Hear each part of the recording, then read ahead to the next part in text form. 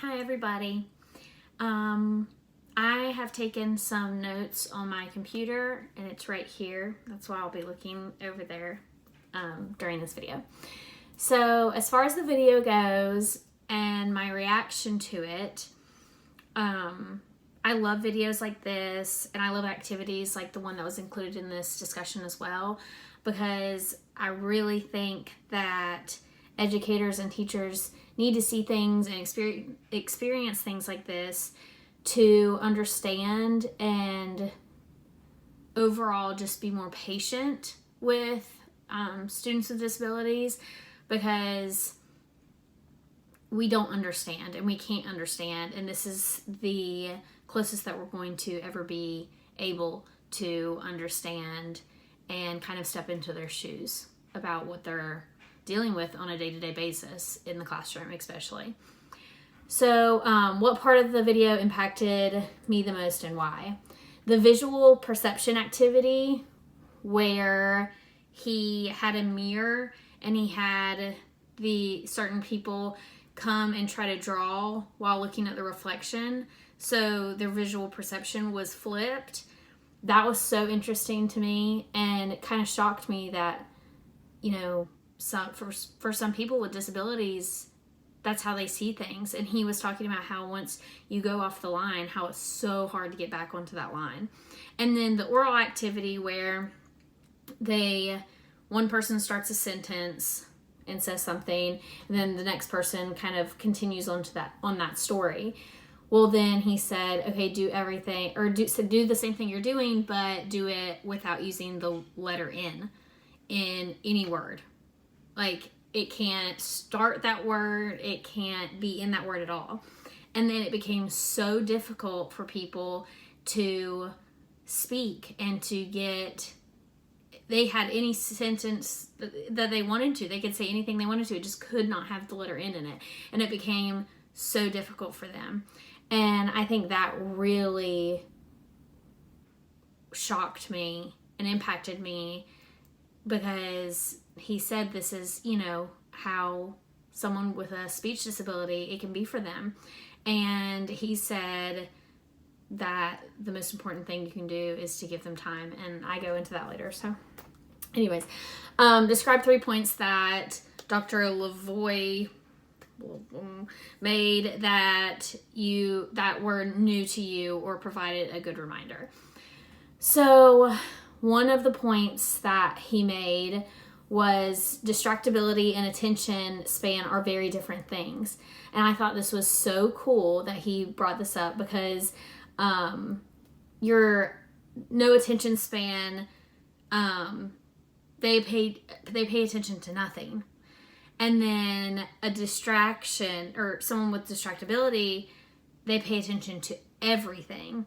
So I thought that was so cool that he pointed out that there is a difference. So someone who, it's not that they don't have an attention span, it's that they are being distracted. So when you're talking to them, they're paying attention to the rings on your fingers, or the windows behind you, or things like that, instead of what you're actually trying to say.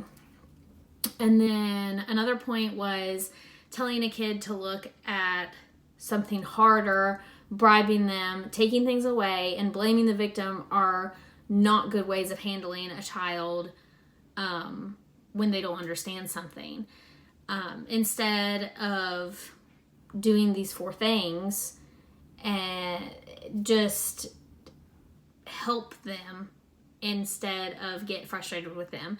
Help them to perceive things other than what you may do with a child that doesn't have disabilities. And then a kid should not be punished for their misperception of something. He talked a lot about a kid sometimes doesn't know that they're doing wrong. They don't understand. So he talks about in gym class, the gym teacher says everybody go to the left side of the gym, and a student with a disability would go to the right side of the gym for some reason and get in trouble and not get to play. Well, he talks about don't punish that child for misperceiving something, help them instead.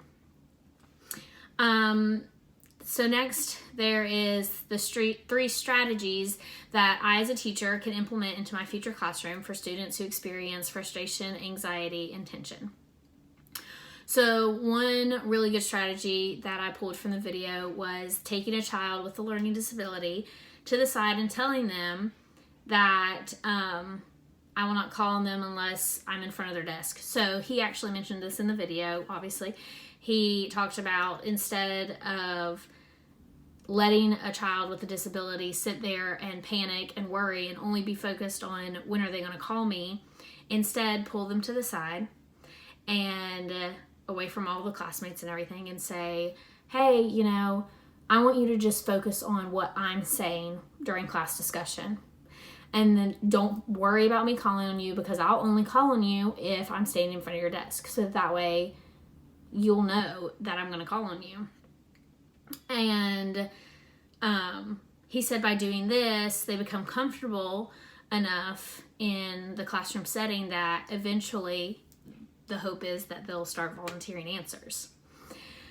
And then another strategy was praising kids for their right answers and not being so harsh when they give wrong answers, because when you're constantly punishing, or not even punishing, but ignoring a child for, okay, so if you're ignoring a child who is giving a right answer and you're punishing a child for giving the wrong answer, then there's kind of this negative atmosphere in the classroom, and no one's going to want to volunteer their answers because they don't want to be wrong or scolded or whatever it may be. So creating a positive kind of environment in the classroom and positive reinforcement, even if it's just through words, will help kids to take risks in the classroom more.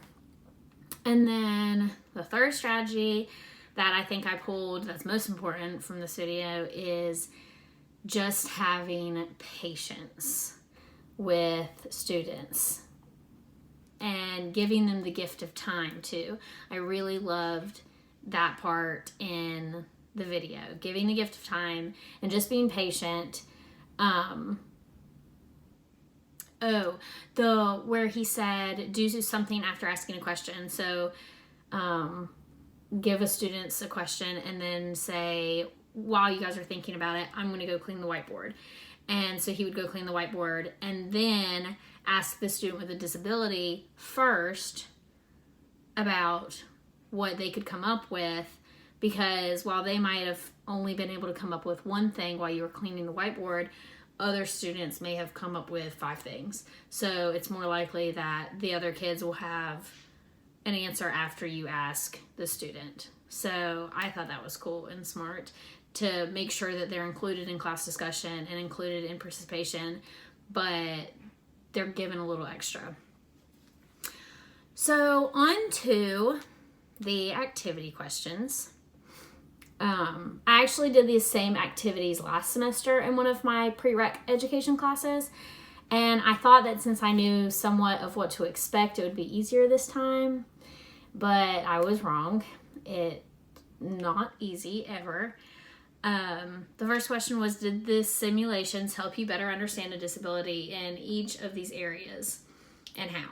So every time I do these activities, it literally blows me away every time. It definitely helps me to better understand the disabilities in each area. These activities put you into the shoes of a person with disabilities and shows you just how frustrating and difficult that it can be. If anything, these activities help me to be more understanding and patient as an educator. So, next question.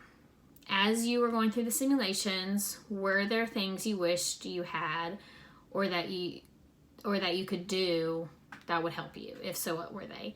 So what I said was time, and I kind of tied this back to the video because the video, it talks about the importance of giving the gift of time, and this proves that, because I think in a lot of the simulation situations, if I had had more time to focus and concentrate and pay attention, because a lot of them were so fast-paced, but for a kid with disabilities, everything is pretty fast paced for them, just like you see in the video.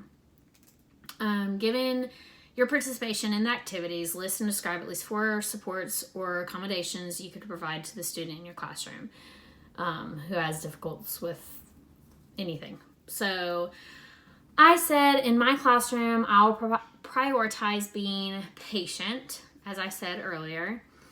This support can go with any of the difficulties listed. And I mentioned again how the teacher talks about, or how in the video, a teacher is never helping the student by tapping their foot or bringing attention to the child negatively. Like when they're sitting and they can't think of something, you don't need to yell at them or make them feel like you're pushing them, because then they're panicking more and they're not going to get the answer out that they want to get out. I also said I'll give support, or I will support my students by giving them time, as I've mentioned.